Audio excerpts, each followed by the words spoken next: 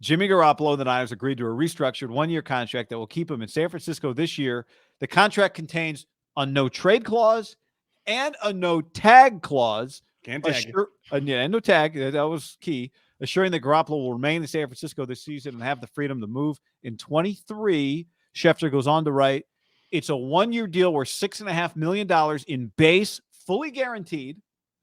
He has another $500,000 in roster bonuses and playing bonuses that can boost it another nearly $9 million.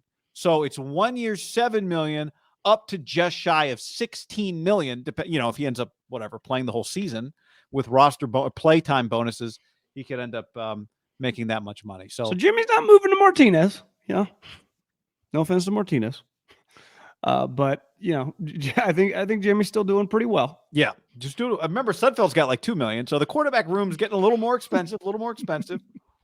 So you got $2 million four stringer. You got Jimmy making 6.5 out of nowhere, and you got Trey making about 9 or 8. So you got when it all adds up, still well shy of all the $40+ million guys, right? Niners feel pretty good about their allocation in that group. Yeah. A little weird how we got here. There's no way around it, guy. The moment I was just selling my laptop, screwing around, doing a couple things, trying to figure out how to online pay HOA fees, and had Twitter up, flipped it on. When I read it, I had to read it again. Actually, I saw someone tweet basically like, this can't be real, right? And that's immediately when I think I typed, I'm a Schefter guy, but I did type in rap sheet. A spidey sense that it was Garoppolo. And then I kind of had to do one of those. And, less than probably 30 minutes later, I would say I'm still, in a sports standpoint, still in a pretty big state of shock. Like, this is, of all the expectations, this I don't know if it was really on our radar. It wasn't on mine. There are detectives that would say to us, if something is in front of your face, don't rule out its possibility. And every day that we went to Niners practice, there was Jimmy Garoppolo. The 49ers released a depth chart when the preseason started. He was 4th on the depth chart. Kyle Shanahan was asked by Tim Kawakami the other day, any chance he stays around? And Kyle gave him nothing's impossible. That actually felt more like a vote that he would get cut than a vote that he would be back at a reduced salary. Was it a year ago he said, tomorrow we all could be dead? That's right. That's correct. So we've come a long way since that. This Niners and Garoppolo have been working on this since last week, said Schefter, to keep him. In the end, this is what made the most sense for both sides. It was always possible that it could play out this way with Garoppolo returning. Now it officially has. It was always possible, but I think the percentages felt lower and lower and lower and lower and lower. They kept telling us they don't like to give away value. They don't like to give away value. They kept saying all of this stuff that, with hindsight, clearly there were enough signals that maybe we were hoping against it. Maybe we just thought it was so. Part of it was we just thought it was so. And we'll get into the Trey element of this. We just thought it was so crazy, but I'm pretty stunned. I think it's unprecedented, guy. Like, for example, Mason Rudolph, who was always a backup, was forced to start some games. So technically he was like their starter last year or within the last couple of years when Roethlisberger was out. So when they drafted a quarterback, like that guy, like Mason Rudolph, is not viewed like you never should have been the starter in the first place. Right. Typically when in Jimmy's shoes, I just think of Alex Smith. Once you draft the guy, you just move on from him. Now, I think Andy would say, shit, we would have loved to keep him. He, at the time, he was a valuable commodity. And look, remember the Redskins at the time traded for him and then paid Alex a lot of money, right? Cam Newton a couple years ago. Different situation from Alex, but same thing, had been the previous year starter. While he wasn't good, he was a well-established player in the league. They draft Mac Jones, they bring him back, and then Bill just purely goes, I want Mac Jones to be the starter, and I don't want the Cam Newton because Cam, big personality, everyone liked him, including Mac. I don't want him overshadowing. So I just think in recent memory, especially in the modern day, with the money and the power and of the assets of the picks, this just does not happen. And part of it would be on Jimmy's side too. It's like Jimmy was cool with being here the whole time, was cool throwing on the side when we were going out to practice. And I just kept going, this is so weird, even though it's kind of not weird because everyone's acting normal. Mike Shanahan fucking walked by, hits him on the ass. They bullshit. This whole thing is just bizarre, though maybe to them it doesn't feel that bizarre.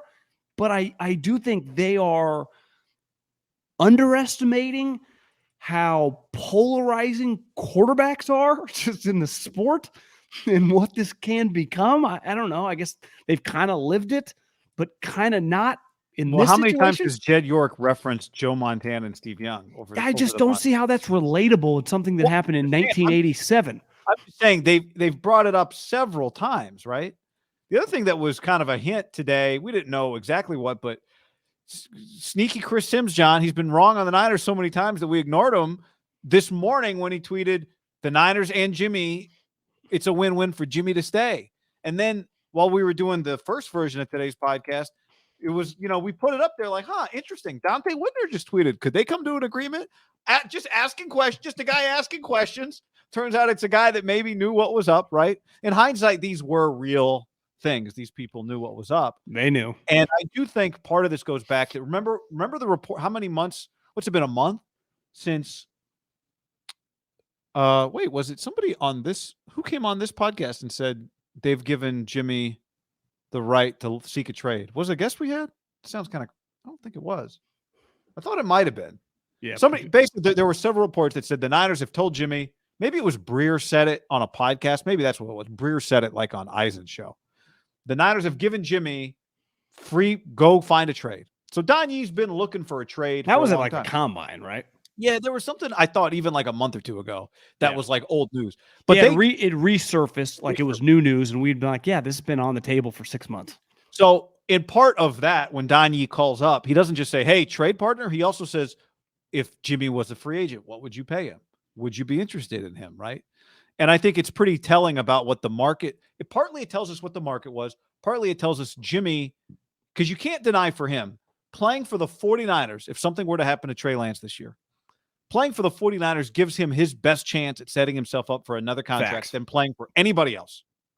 One thing looking back, and I thought it was stupid at the time because I was like, well, you're dealing with a hurt player. Why are you shocked that he got injured? If Jimmy Garoppolo had never gotten surgery or had just been healthy at the time free agency started, he would not be on the 49ers right now, right? He would have been traded. I think we all feel pretty comfortable with that because no moves have happened. So once we got past the summer and got to training camp, Jimmy's trade value, like the salary cap space was all taken up. Teams have signed, like there were like 3 teams with some space. Most teams weren't even remotely close to Jimmy's number, and the majority of teams in the league are like 10 and under, which makes sense. So looking back at the butterfly effect, his surgery led him to this point.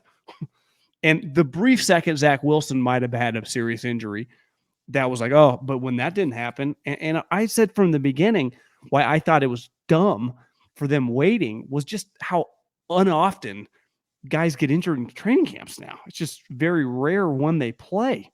Most guys, I saw the Jags the other night had their list of guys not playing in the 3rd preseason game. It was their whole fucking roster. And Kyle is much closer to being like on an island with like 3 other coaches than the rest of the league. How often do you see on social media like a game's about to start that you don't even know is starting, but you just say like, here's the list of the Steelers inactives. It's like, they're a bad example too. He played a bunch of guys, but the majority of teams, they list like 40 guys, and it's always the quarterbacks.